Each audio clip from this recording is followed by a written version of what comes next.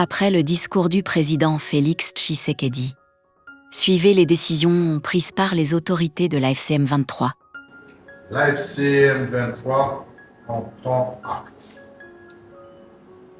Cette posture militariste du régime de Kinshasa ne nous laisse d'autre choix que de nous défendre afin d'éliminer systématiquement cette menace ouvertement proclamée par Kinshasa.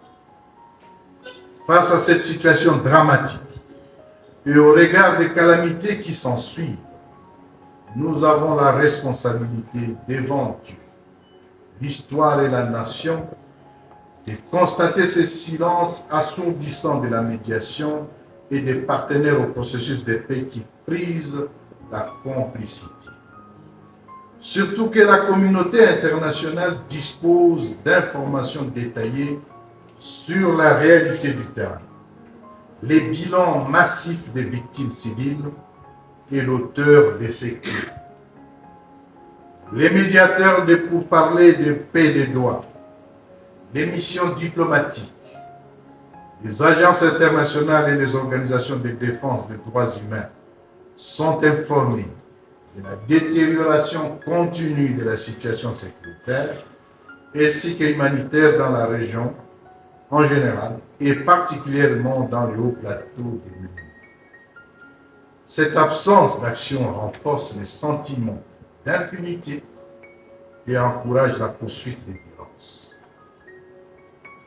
Nous refusons que les souffrances des populations de l'Est du Congo soient traitées comme une tragédie périphérique qui se déroule, comme ils le disent le plus souvent, à plus de 2000 km de Kinshasa. Chaque vie humaine mérite la même protection et la même considération.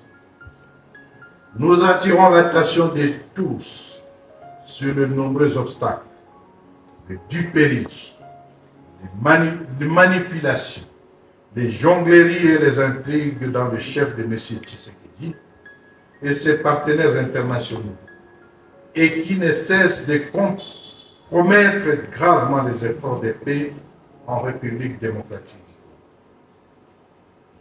Le renforcement des dispositifs militaires et le déploiement continu de nouvelles forces sur le terrain sont antithétiques avec le processus de désescalade sincère.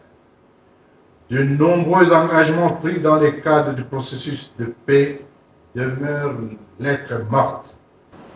Notre patience, notre disponibilité, notre énergie et notre imperturbabilité à procurer la paix au peuple congolais par la voie du dialogue ne sauraient être sans limite.